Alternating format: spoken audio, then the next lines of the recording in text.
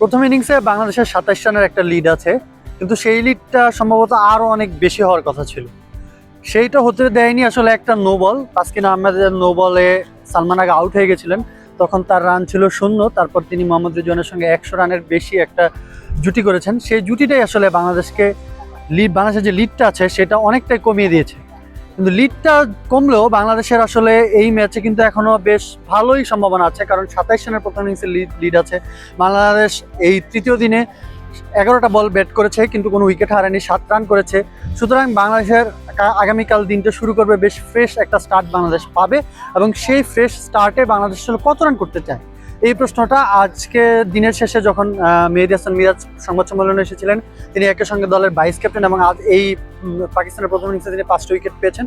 তো তার মতে বাংলাদেশ যদি 290 থেকে 300 রানের একটা টার্গেট পাকিস্তানকে দিতে পারে, সেটা তাদের জন্য খুবই ক্রিটিক্যাল একটা অবস্থা হবে, এবং বাংলাদেশ বেশ ভালোভাবেই এই ম্যাচটাতে এগিয়ে থাকবে।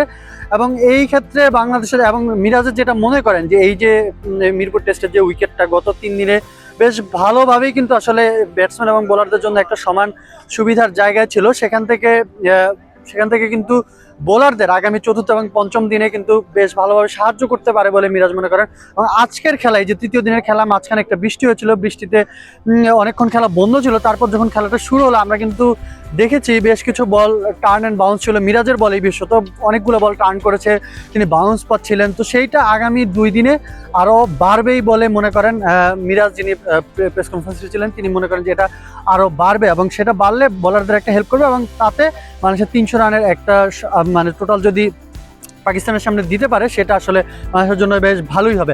আজকের দিনটা বাংলাদেশ কিন্তু একটু ব্যাকফুটে থেকেই শুরু করেছিল পাকিস্তানের বিপক্ষে, কিন্তু সকাল থেকে কিন্তু বাংলাদেশের বোলাররা বেশ ভালো একটা ডিসিপ্লিন ওয়েতে বল করেছেন, এবং সেইখানে আসলে লিডটা মেহেদী হাসান মিরাজই করেছেন। তিনি 5টা উইকেট পেয়েছেন, এবং তিনি মনে করেন তার সঙ্গে তাসকিনের একটা জুটি বেঁধে যে বোলিং, সেই বোলিংটা বাংলাদেশ করতে পেরেছে এই পাকিস্তানের প্রথম ইনিংসে, এবং সে কারণেই আসলে তারা সাকসেস হয়েছেন। এবং শেষ পর্যন্ত পাকিস্তানের লিডটা আসলে লিড তো পাইনি, আসলে বাংলাদেশ একটা ছোট মার্জিনে একটা লিড পেয়েছে, এবং বৃষ্টির কারণে, বৃষ্টির পরে বিশেষত পাকিস্তানের যে 4টা উইকেট ছিল সেটা খুব দ্রুতই বাংলাদেশ নিতে পেরেছে। মাঝখানে শাহিন শাহ আফ্রিদি একটু অ্যাটাকিং ক্রিকেট খেলছিলেন, কিন্তু সেটা আসলে খুব বেশি ভাইটাল হয়নি, এখনো পর্যন্ত মনে হচ্ছে যে ভাইটাল হয়নি, যেহেতু বাংলাদেশ লিড নিয়েই শুরু করেছে। তো এইখান থেকে মিরপুর টেস্টের ভাগ্যটা কোন দিকে যায় সেটা আসলে একটা দেখার মতো বিষয় হবে, কারণ এখনো পর্যন্ত মিরাজ মনে করেন যে এটা একটা 50-50 ম্যাচ আছে, এবং পাকিস্তানের যিনি